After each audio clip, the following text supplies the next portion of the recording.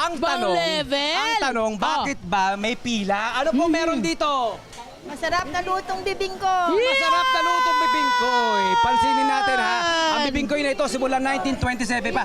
2 years earlier na pagkapanganakan ng lola ko, 1929. Ang tagal na nito. Aba, di ba? Mag-iisang daang taon ng recipe nito. Ano nga ba itong bibingkoy? Sumisigaw na, bibingkoy! Bibingkoy! Bibingkoy! Itong pinagawa nila ngayon, meron tayo ritong ganito. Tapos Tignan nyo naman. Ito ang bibingkoy. Dito tayo. Yun. Di ba? Napakahusay. Napakaganda. Kaway-kaway, tatay. Ayan. Sarap. Okay, meron pang dalawa Ayan. pa. Bago natin makausap si atin para naman makabenta rin siya. Ito ba na mga nanay lagi nyo binibili rito? Apo. Aba, Nakakailang bibingkoy ho kayo sa maghapon? 84? Ay, grabe naman! Siya na pala ang nakakakuha, namamakyaw. Anong masarap dito sa bibingkoy? Bakit bili kayo ng bili? Yung luto ni Aling Ika ay masarap dahil sa sauce. Sa sauce! Ay, sauce! Totoo At naman binanggit yun. niya si Aling Ika, ang Oh, siya si Aling nag-umpisa Ika. nito Yes. noong panahon pang 1927. Yes. Pero ang napagpasahan ng legacy at ng recipe Apo na. ay si Ate Adet Alejo. Yes. Good morning, Ate Adet.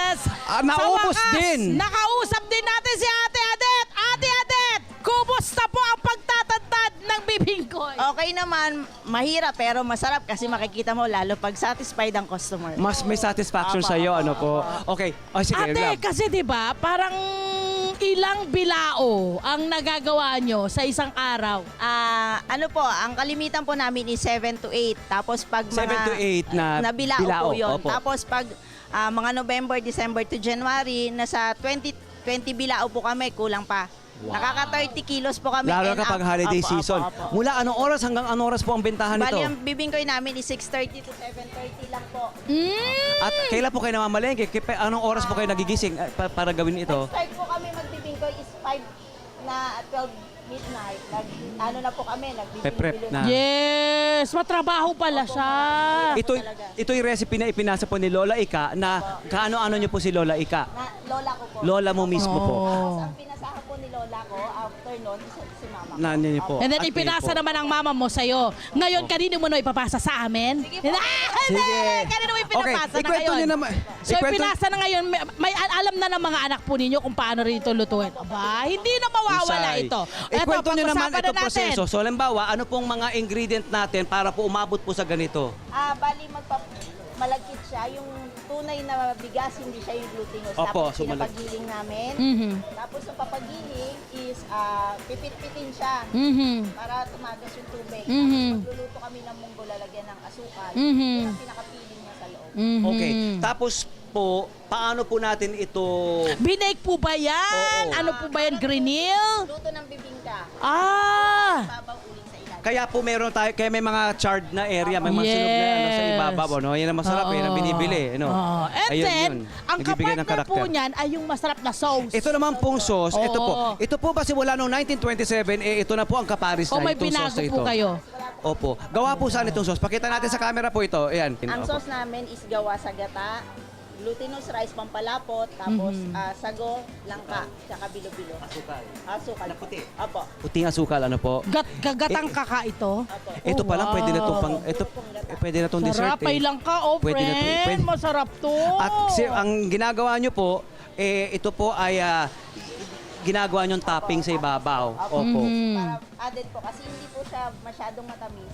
Kasi yung iba, di ba po, ayaw ng masyadong matamis. Opo. Yung pong nagko-complement silang dalawa. Kaninong idea po ito, itong paglalagay ng sarsa sa lola nyo po? Ako talaga naka-invento na. Opo. Okay. Maalala niyo po ba yung provenance ito? Ano po pinagmulan nitong recipe ni Lola Ika? Nag-start kasi yan yung panahon noon, ang tinda namin is more on ulam. Ulam. Na. Kaya alam, yung iba nagtatanong ng mga pang-merienda. Correct, correct. Tsaka mahilig sa Oo. dessert ang Pinoy. O yun. Tapos Panghimagas, po, no? Oo. tapos Kaya sa kanya gumawa. na invento yan.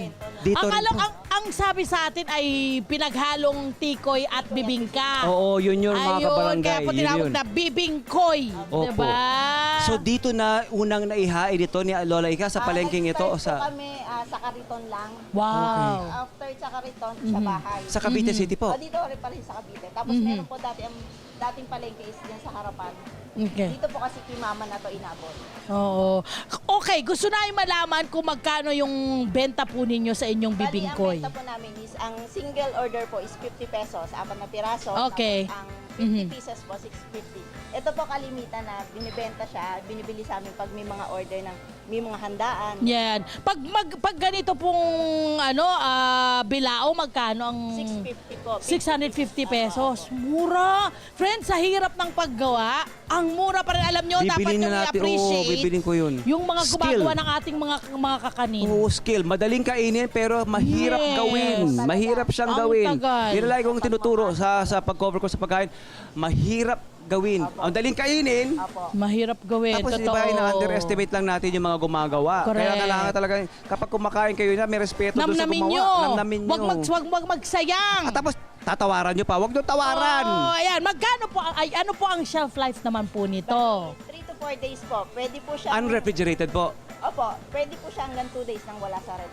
2 days hanggang Wow. 2 days nung wala sa ref. Common po talaga lagi yan. Minsan dinadala pa nga sa abroad. Tama. Kung ni-ref naman po yan, kailangan bang i-steam yan o initin Pwede po ulit? siya Paano? parang Sa microwave lang or sa kawali. Lalagyan nyo lang ng dahon para pong tortang luto. Galing. Sang lugar na po nakarating? Bilang sabi nyo nga sa amin malayo nang nararating. Abroad na po. Meron na po sa Japan, Wow. Mexico, San Aha. Francisco, Canada. Wow! International na rin. Ang taray ng bibingkoy! May nakatikim na kayo mga foreigner? I'm sure meron. Ano daw ang mga nagiging reaction Ito nila? naman po, binabalikan. Kaya nga po yung iba, pag dumating sila, hindi pwedeng magpapacheck attendance sa amin. Kailangan check muna ng attendance. Yun! Pa lang at pag-alis. Tama. At ang kagandahan nito, my friend, wala silang binago sa recipe ni Lula. Wala. Authentic Ni Aling na Ika. ano. Heritage ito recipe pa rin. to. Diba? Heritage Siyempre, recipe siya. alam nga naman po magkwentuhan na lang tayo. Bakit naman, pwede naman po kami makatikim niyan. Eto na, tikman natin, my friend. Kailangan natin ng tinidor at kutsara, ano ba? Oh, friendo. Okay, ito po inyong go ahead my friend. Ito inyong bibingkoy masasabi niyo po bang itong nagtaguyod po sa pamilya bago po yung mga Ayun, ulam? magandang tanong. Ito na po, ano? Si Lola pa lang, marami na po. Kasi laking Lola po ako, nakita ko na siya kung paano binuhay talaga ang pamilya po. Opo. Okay, so ito po ba sabi niyo po naituturo niyo naman po sa mga anak niyo po may napapagpasahan na po. Anak sa pamangkin. Opo. Marunong na po sila. Ano po sa palagay niyo ang masasabi niyong pwede niyo i-share sa kanila ha? Kasi alam ko guarded ang mga sikreto, mga recipe na ito, pinabantayan ito. Ano po pwede niyo i-share sa kanila na pwedeng sikreto na pwede niyo i-share sa kanila para po maging successful po sa bibingkoy pa lang na negosyo? Basta po wag kayong makontento yung basta luto na lang. Isigurado nyo po yung texture ng ng paninda. Tapos, syempre, Consistency. ang importante sa lahat, mahal nyo yung ginagawa nyo. Yan. Yung talaga po talaga. Tsaka hindi tinitipid.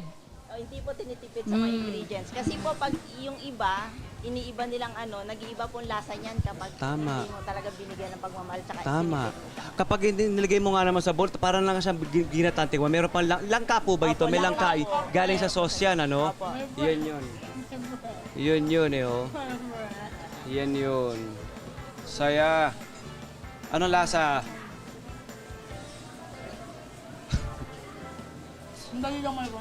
Kailangan mo ng time. You need time and space. Bigyan po natin ng oras, ng time at panahon si Love para Napakasarap. napakasarap. Alam mo bakit?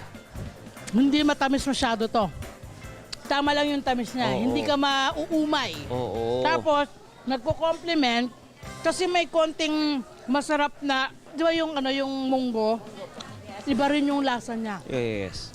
Para siyang toasted ang lasa. Tama. Sarap. Yaman din lamang narito tayo sa karinderya ni Aling Ika. Ipakita na natin ang pinagmulan ng bibingkoy. Yung mga ulam na binibenta. Ano po mga Ano pagkain mga natin ulam dyan? ninyo dyan? Ano meron dyan? Ano mga ulam? May nakita akong adobo nila. Magandang adobo nila. Anong Saan? mga ulam yan? Ilabas nga natin, ma'am. Labas natin. Ano ito? Yan, oh. Ito po yung adobong baboy. Aba, iba yan ha. At may manok. Opo, adobong Ano daw yan, my friend? Atsuete. Ipakita Adobong baboy at manok sa atsuete daw yan, niluto. Parang gusto kong gayahin ito. Yan. Ano ito, pa? ito. Ano May naman manok, yan? Ano? Tortang alimasag. Ayan. Magkano ang Kakaiba mga ito, order no? po rito, ma'am? 80 80. Depende sa luto. Kung karne, gulay. Yes, So, right. ang nangyayari, para may pairing, di ba? Yan nga. Merong ulam, tapos may dessert diretso na. Yes. Wala nang alisan, wala nang tayuan. Oo.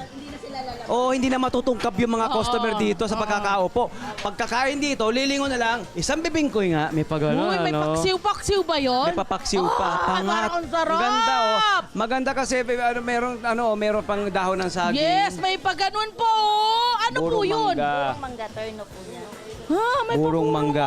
sa Special, di ba? paksiw. Pagharap ka ng karinderya na Interesting. merong burong mangga. Alam mo, napansin ko sa dish ng Cavite, Oo. laging may pairing. Oo. Hindi pwedeng wala. Laging may sausawan, laging may something. Special. Kain ng mga Caviteño ng walang kapay. Kapares. Yes. Oo, sausawan, merong dip, may daw. Yeah, kaya Tama. masarap din ang mga pagkain nila rita. Hanggang kailan mo po nakikitang ibinibenta nyo ang bibingkoy? Ipapasa-pasa ba? Siguraduhin ko Kailangan. kung meron pa ako mapagpapasahan. Tama eh. Yeah. Mamamatay. Mamamatay talaga yung Yes. legacy. Totoo yan. Marami na tayo nakitang ganyan. Namatay na yung Oo. legacy, food legacy. Correct. Ayan. Correct.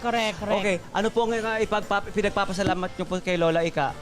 Siyempre po una kasi laking lola ko, nakita ko kung paano silang humawak ng tao, kung paano silang magmahal sa mga paninda nila. Yes. Yun po yung pinagpapasalamat ko sa kanya na na-share niya sa akin. Oh, emotional. Opo. Kasi ang ganda ng nagawa rin ng bibingkoy sa kanilang buong pamilya. Tignan nyo yung power, Pasa-pasa sa henerasyon. power ng pagpupursige ng isang tao para yung recipe na yon, sabi mo pagkain o dessert na yon, di ba?